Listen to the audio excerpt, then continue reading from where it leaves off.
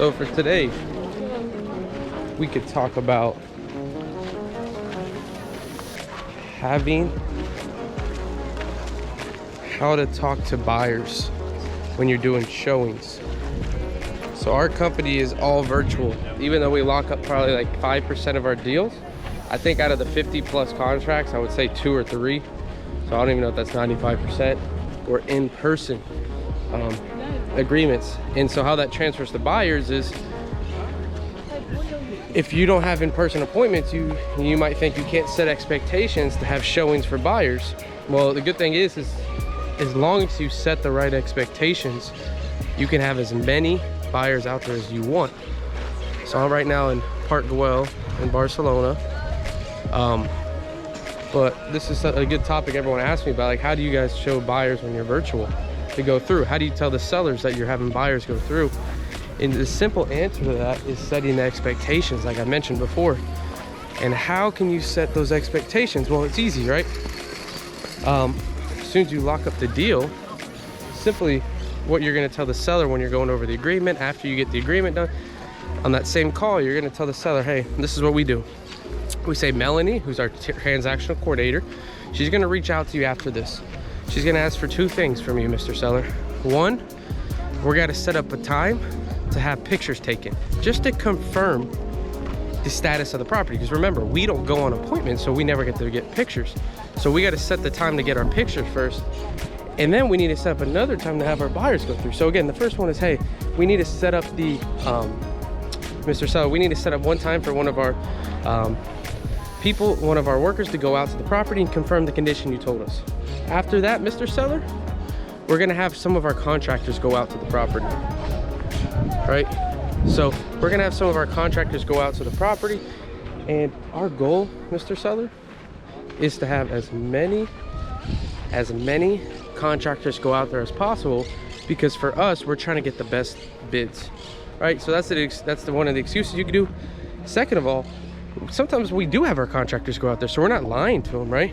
And the fact that we can say we want as many people out there in the beginning, well, when 20 buyers show up to an appointment, which happens rarely, but when they do, to a showing, well, they already know why they're there. They're trying to get the best quotes as possible. And now, granted, you know, you might think, well, these guys don't look like contractors. Well, what does a contractor look like? You know, some people are like, well, you know, they tell me like, well, how does the sellers not know they're not buyers? Because they're walking through and they're wearing, you know, a t-shirt and or dressed up nicely. And I'm like, you know, I tell them, I say, look, to the other wholesalers ask me, I said, look, contractors come in all forms. I mean, even the buyers going out there are doing their own DD. So it backs up what we say to the seller. You know, we're having contractors go out there and give us the highest bids, or excuse me, we want to get the best bids.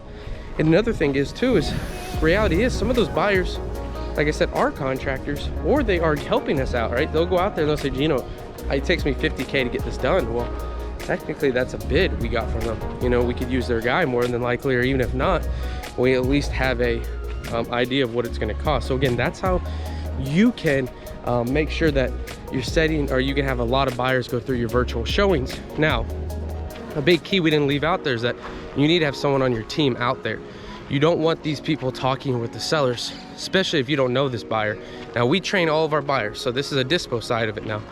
Very important is, before we tell our buyers to go out there, or we tell them the showing time, we let them know, if you talk to any of the sellers, if you talk to the seller at any point of this call, at any point for any reason, then you are going to get blacklisted off our list. There's no reason you should be talking to the seller. You should only be talking to Jared, or whoever your guy that's showing the property is on your team. Only talking to Jared, no talking to the seller. If you talk to the seller about anything, in reality is, are we that strict on it? No, but we tell them that. If you talk to the seller about anything, we're gonna blacklist you and kick you off our list. It's solely, you're only talking to Jared. He'll be at the door. That's it. If the seller asks you anything, you're just a contractor. All right, so if you set this expectations, one, to the buyers, like we just went over, and to the sellers, then you should be, in a perfect world, okay, right? Now, there's always gonna be, hey, the buyers talk to the sellers, and all this happens, but at least you know now, when the buyer does that, you say, hey, remember when I talked to you, instead of you talk to the seller, we're not gonna go with you, and not only that, we're gonna blacklist you from our list. You remember that? because you set the expectations like, oh yeah, well, unfortunately that you did that, so we're no longer going to sell you any deals. You're no longer going to list. Like, that's the truth of it, you know. If you want to be serious with it, you need to make sure you set those expectations with those buyers and the seller, so that nothing and no confusion happens. And guess what? You can use that now to your advantage when the buyer does that, because you already set the expectations. So hope this is a quick video on, again, how you can show your proper, how you can have a showing, and two, how you can set the expectations to your buyers to not talk to your sellers at the showings. Remember, my company is 100% virtual. Even though we're in Atlanta where I live, we never go on appointments, and none of one directly in our company, our acquisition manager, dispo manager, go on the virtual walkthrough, or go on the walkthroughs, excuse me, with the buyers. We just get someone boots on the ground to go out there. So technically it's still the virtual model. And again, how do we do this? Let's just summarize. We set the expectations with the sellers and the buyers. So if you guys have questions, leave them down below. Please like and subscribe, some more tips, and I hope that helps you guys out.